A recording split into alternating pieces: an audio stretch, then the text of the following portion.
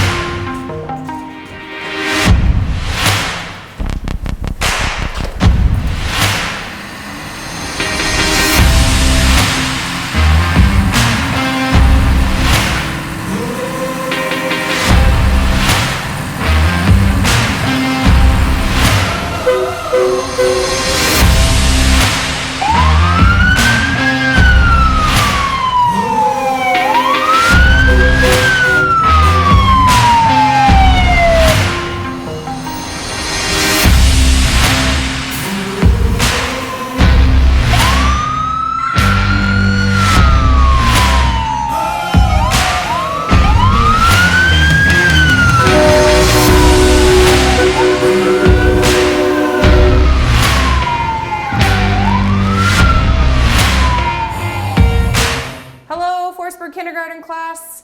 Unfortunately, you guys can't come see us this year, so Mrs. Forster has asked that we do a video. Please bear with us. We are by far celebrities or stars, so we are going to do the best we can, all right? So my name is Tara, and we have Karen. Hi. And we have Chad. Okay, so the first thing we're going to talk about is when to call 911. So first of all, we need to know the numbers to call 911. So 911 is not a toy. So I'm going to ask some questions and you guys are going to tell Mrs. Forster if you think you should call 911 or not. And we're going to play with Chad and Karen and see how well they do at this game too, okay? So Karen and Kim were sitting making breakfast and they forgot about the toast in the toaster and their smoke's going and the smoke detector goes off. So what do you think? Do you think you should call 911 or do you think maybe we don't need to? No, I don't think we need to call 911. Okay, and why do you think we don't need to call 911? I think if I unplug the toaster and open the window that the smoke will dissipate. There you go. So the smoke will go away. We know it's the toast. Everything's all good. Okay. Here's another one. So Kelsey, Chad's daughter, was out playing with the horses and she got ran over by the horse and she's just laying on the ground and she's not answering Chad when Chad's calling her. So what do you think, Chad? Do you think you should call 911? Yes, I think we should call 911. Okay, and why do you think we should call 911? Kelsey's not sitting up. She's not talking That's to right. me. I need help. That's right. We don't know, right? Okay, perfect. Here's one. My kids, Keaton and Hannah got in a really big fight and Hannah is so mad at Keaton and Keaton took her favorite CD and we don't even have CDs anymore. You guys probably don't even know what that is. Anyways, took her iPod and she is so mad and she slams her door and she has her cell phone and she's going to call 911. Do we think we should do that? Do you think we should call 911? Because we're mad at our brother? No, we probably shouldn't, okay? So when you guys call 911, you talk to a person and they ask you for police, fire, or ambulance. Right. That's what you guys get when you guys call 911. What if you don't know what you need? Say police. Say all three. Doesn't matter, right? Somebody will send help. It doesn't matter. So the important thing to know is to call when to call 911. And the person on the other end, who's called a dispatcher, they'll help you through, okay? I have one more important thing that you need to know when you want to call 911. You need to know where you live. So you need to know your house address. So if you don't know where you live, Mom and Dad should write it down on a pad beside the phone or tape it to the phone or tape it to the wall so that you know where you live. Should always be there, you bet. What if you don't know where you live? Will help still come to you? Yes. Depends. Help will still come. It will just take a little bit longer, okay? So they have cell towers, they have all kinds of things now and they can pinpoint, but it's a very big help to everybody if you know your address. And it's just a good little tip that Karen said. If you've got it on a card by your phone, just leave it taped there. Or on your fridge, I guess. Most people don't have landlines anymore. God, I'm so old. Okay, anyways, leave it on your fridge. That's a good place to have it. Next, I'm gonna have Karen be one of my patients and we're gonna go into the ambulance and we're gonna play around with some things in here, okay? So, when we come, we are going to, it'll be me and a partner, and unfortunately I don't have a partner today, but that's okay. So, we are going to probably have to bring the stretcher out. So this is a cool stretcher, and it kind of floats in air. It's kind of magic, and it's gonna make some noise. So that's the thing about the ambulance and the fire trucks. They're gonna be noisy, but they're not super scary. So if we show you all these things, then it's not scary. And we're here to help you. Always important to remember, okay? So if you guys were here, I'd have you push the buttons, way more fun, but I'm gonna push the button today, and it's gonna make the legs go down. And then it's gonna make all kinds of noises, okay? And then there's another secret little button in here, and that releases this, so that we can bring the ambulance, or the stretcher, out of the ambulance to you guys if we need to, okay? So, in order to get Karen on the stretcher, I'm just gonna lower it down. All right, there we go. And then it's got this handy little side rail you can put down. Karen's gonna hop on here if she can. If she can't, then I have to carry her or lift her onto here. But today Karen is... I think she should pick me up. I think Karen should sit on the stretcher right here and be a good little patient. There we go. Fabulous. Okay, so Karen, is it comfortable? Yeah. Does it feel kind of like a bed? Kind of. Cool. Okay, so now we have some straps. So this is very important. It's kind of like a seatbelt, only more. So I call them the racing straps because you just never know. If you got Chad driving sometimes, whew, you might need the racing straps. So we're going to seatbelt Karen all in here. And you might see, as I'm doing this, some of our other tools. So on the end of our stretcher here, we have oxygen. So sometimes if somebody's having trouble breathing, we'll put some oxygen on them. And some of you might have had that before. You might have had it maybe at the dentist's office. Sometimes they have a mask and they'll put that on you, certain things like that. So it can be kind of smelly and the mask goes over your face, and sometimes it can be a bit scary, but as long as you know what it is and it's there to help you, it's not so bad. So we're gonna lift it up and it makes that weird noise. How's that? It's good. Pretty good, hey? It's Cool. really high. It's very high, yeah, you go way up. Okay, so now you're gonna hear some weird noises again as we lock this in. It's a good thing I have all these seat belts. That's right, she's very safe. Okay, so now it's gonna be magic again and she's gonna float in the air. Here go the legs. There we go. And then I can just push her right in. There we go. And then Karen is loaded in the ambulance and she is ready to go to the hospital. So now I have my patient Karen. She's not feeling very good. So somebody, Chad knew to call the ambulance because she needed to go to the hospital. So anytime anybody comes, we need to do what's called vital signs. So we need to take her pulse, which is her heart, and we need to check her blood pressure. Okay, so that is using these handy dandy little tools. So I'm going to put them on Karen, and this is the blood pressure cuff. Some of you might have had this done before. And Karen's going to tell me, it's probably cold. She's probably going to tell me, oh man, that's cold. Okay, and I'm going to put it on there. But Karen, does that hurt? No. No? And what about this one? I'm going to put that on her finger. That's going to tell me her pulse. It doesn't hurt. And the oxygen in her blood. And those don't hurt. Okay, so that's good to know. All right, this machine is going to beep. That's kind of the theme of the ambulance. Cold, beepy, noisy. So now I'm going to push the button on the machine. Again, if you guys were here, so much more fun because you could push all the buttons. Anyways, I'm going to push the button and it's going to make a noise, and I'm going to tell Karen, this is just going to squeeze on your arm. It's going to give it a little hug. So, and that if you can stay nice and still, then it's going to work really good and go super fast. Okay? It does squeeze my arm a little bit, so it does kind of hurt a little bit. It's kind of snug, hey? Yeah. Yeah. It's like when you get your arm stuck in your sweater. Oh. All right. Cool. So now I just have to wait. Karen's laying so good. She's being such a good patient, nice and still. And while she's doing that, oh my goodness, I am going to get some more supplies. So these are going to be stickers. So Karen's lucky. She's going to get stickers on her. They're not fun like Paw Patrol or anything, unfortunately. Sorry. They're just kind of boring, blue and white. But anyways, we're going to put some stickers on her, and this is going to tell me what her heart's doing. So this number up here, that's Karen's pulse. So it's 80. It's going to move around because that's what our heart rate does. So it's it's in the 80. So it's very good. Okay. So her oxygen is this one. That's 95. So that's out of 100. So that's pretty good. We'll let her have that one today. And then her blood pressure is 112/68. So that's awesome. Okay. So those are all of her what we call vital signs. That's how we know how Karen's doing. She's doing pretty good. But because she told me her chest hurt and that's why we came with the ambulance, I'm going to put these little sticker things on her. Sometimes we do have scissors, people. We do cut. But not my boots, not my favorite sweater, and oh my God, my mom just bought me this. Yeah, I'm still cutting it. Sorry, people. Okay, there we go. So we got those on, and then I just have to hit some buttons on here. This crazy squiggly line is Karen's heart. Okay, so that is a machine that most people are going to get some use out of if they are one of my patients. All right? There is a lot of artifacts. There's a lot of artifacts. Does any of this hurt? No. Okay. So these stickers, everything's good? Yeah. Okay, sounds awesome. Okay, there we go. So then we just turn that off. Karen told me that she's having trouble breathing. So I'm going to put this mask on Karen. Now, you can kind of hear it. I don't know if you can hear it. You can kind of hear it a little bit, kind of hisses a bit. All right. And it's probably, I'm going to have to fill this little bag here. So this bag is called a reservoir. Doesn't matter. That's where the oxygen is. Okay. And then I'm going to put it on Karen's face, and she's going to say, gross, it smells weird.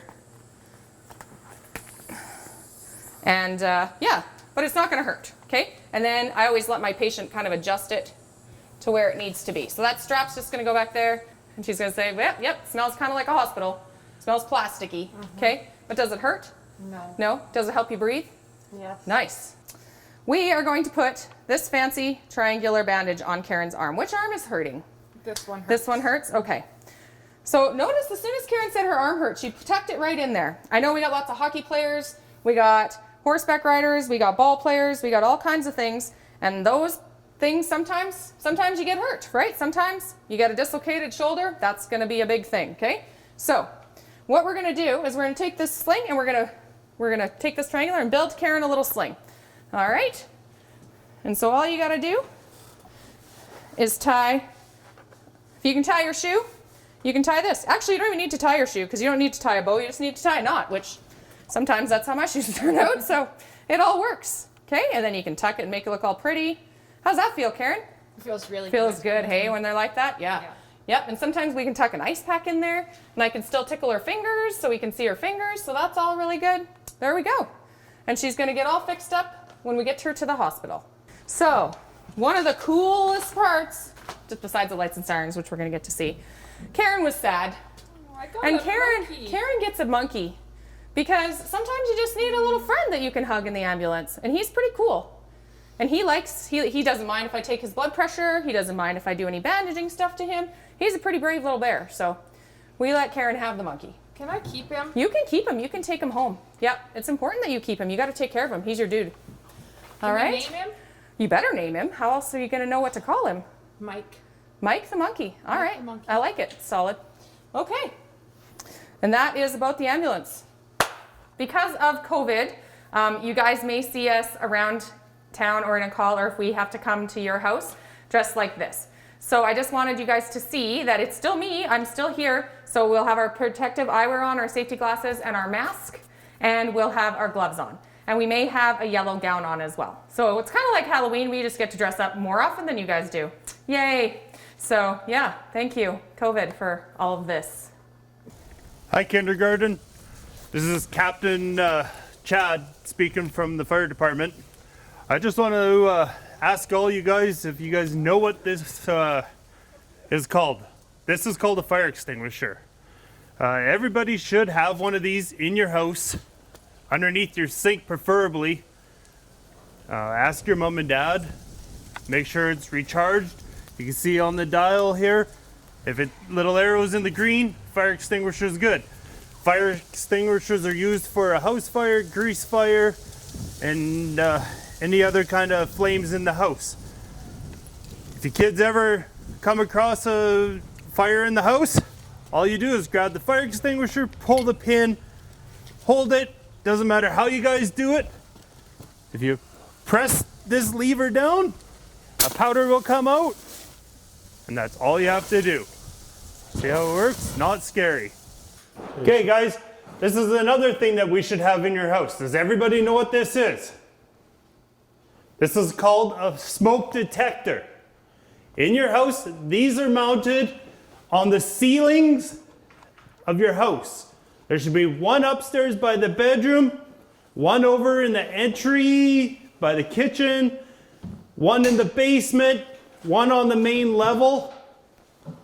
And what a smoke detector does, if there's any fire in the house when you guys are sleeping at nighttime and there's smoke, when smoke rises up, you guys might hear this sound.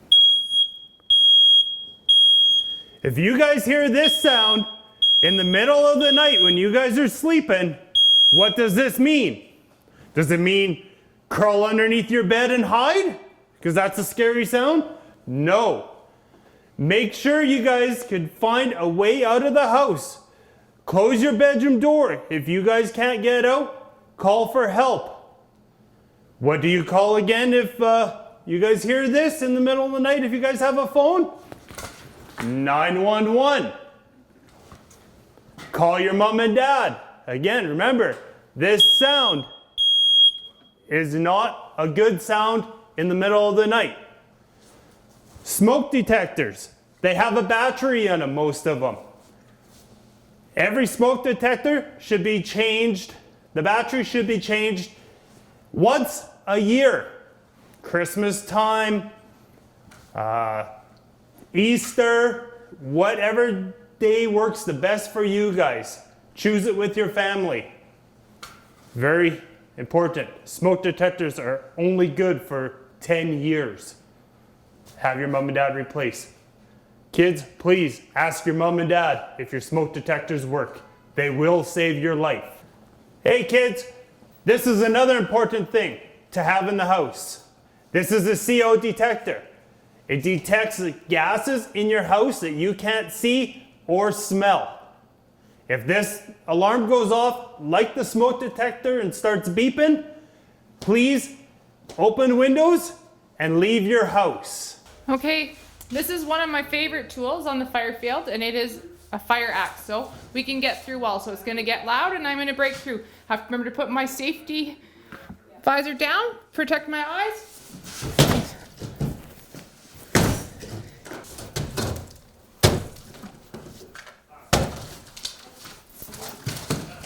And just like that, I am through the wall. All right, we have some more favorite tools here. This is called the jaws, and we use this to break into a car. For today, we don't have a car that we're gonna break into, but we're gonna show you the strength of the jaws.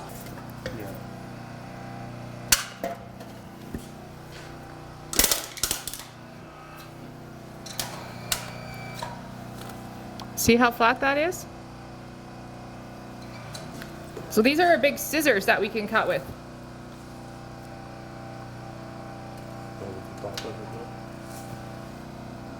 Mm-hmm.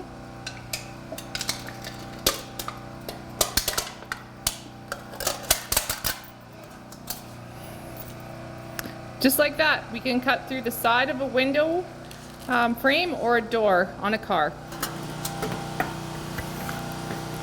This is firefighter Chad. We all remember him without this on. Now he has what's called an SCBA, or a self-contained breathing apparatus. So you'll see Chad or any other firefighters wearing this type of gear when there's a house fire or anything with heavy smoke. So don't be scared. He kind of looks like a little bit of an alien. And when he's breathing in the tank, it does make a little bit of a noise. If Chad doesn't move, the alarm will go off here. So Chad, turn around and show him what you look like from behind. So, see? Nothing scary. Not scary, guys. He sounds a little scary. Don't be scared. Don't hide. When I'm talking to you guys, holler out to us. Don't be scared. We're here to help. Thanks, guys. And we'll see you soon when we're leaving in the trucks.